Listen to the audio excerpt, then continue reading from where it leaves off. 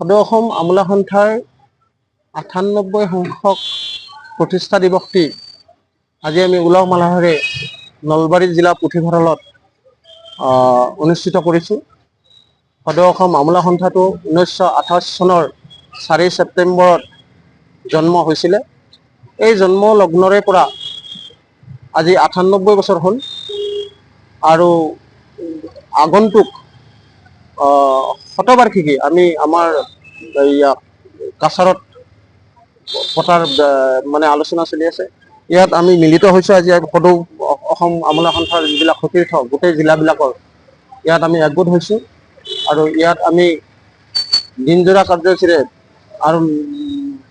কাৰ্যসূচীৰে আমি গোটেই কাৰ্যসূচীবিলাক বন্তি প্ৰজ্বলন, তাৰপিছত পতাকা উত্তোলন, স্থায়ী সভা আৰু নতুন কেন্দ্ৰীয় সমিতিৰ শপত গ্ৰহণ অনুষ্ঠান ইয়াত হৈছে। আমাৰ আমোলাবিলাকৰ বিভিন্ন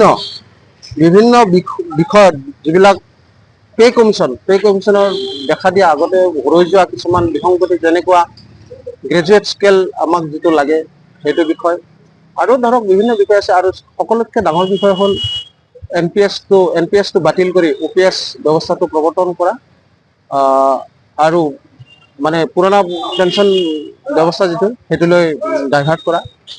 বিভিন্ন বিষয়ত আলোচনা বিলোচনা আছে আমাৰ ইয়াত। আৰু আগলৈও আমাৰ কাৰ্যসূচী শিলচৰত শতবাৰ্ষিকী অধিৱেশন হ'ব, তাত আমাৰ সকলোৱে যাব আৰু আমাৰ বিভিন্ন জিলাৰ পৰা অহা মোৰ আমোলা সতীৰ্থক মই ধন্যবাদ জ্ঞাপন কৰিছোঁ।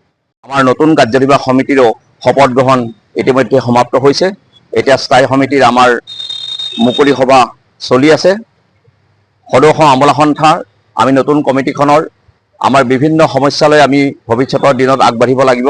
বিশেষকৈ আমি আমাৰ যি গ্ৰেড পেৰ ক্ষেত্ৰত কিছু আমাৰ আশা আছে, গ্ৰেড পেৰ ক্ষেত্ৰত সেই আশাখিনি আমি দূৰ কৰিব লাগিব। ঠিক তেনেকৈ যিবিলাক কাৰ্যালয় জিলা পৰ্যায়ৰ, সেই কাৰ্যালয়ত যি হেড এছিষ্টেণ্ট নাই, সেই কাৰ্যালয়বিলাকত আমি মুখ্য সহায়ক পদ সৃষ্টি কৰাৰ কাৰণে আমি চৰকাৰক আমি দাবী জনাইছোঁ। ইতিমধ্যে যিসমূহ কাৰ্যালয়ত ইতিমধ্যে মুখ্য সহায়ক পদ আছে কিন্তু অধীক্ষক পদটো নাই, সেই অধীক্ষক পদটো আমি সৃষ্টি কৰাৰ কাৰণে চৰকাৰৰ ওচৰত দাবী জনাইছোঁ। আৰু বিশেষকৈ আমাৰ এখন উমৈহতীয়া যি ছাৰ্ভিচ ৰুল, এই ছাৰ্ভিচ ৰুলখন প্ৰস্তুত কৰাৰ কাৰণে আমি চৰকাৰৰ ওচৰত দাবী জনাইছোঁ। আৰু আমি নতুন কমিটিখনে নিশ্চিতভাৱে আগন্তুক আমাৰ সন্মুখত 8 পে কমিশ্যন আহি আছে। গতিকে এই সকলোবিলাক সামৰি আমি অগ্ৰসৰ হোৱাৰ কাৰণে আমি এক পদক্ষেপ গ্ৰহণ কৰিম। এইখিনিয়ে। যিকোনো খবৰৰ বাবে যোগাযোগ কৰক 7099017330 লগতে 7099017110 নম্বৰত।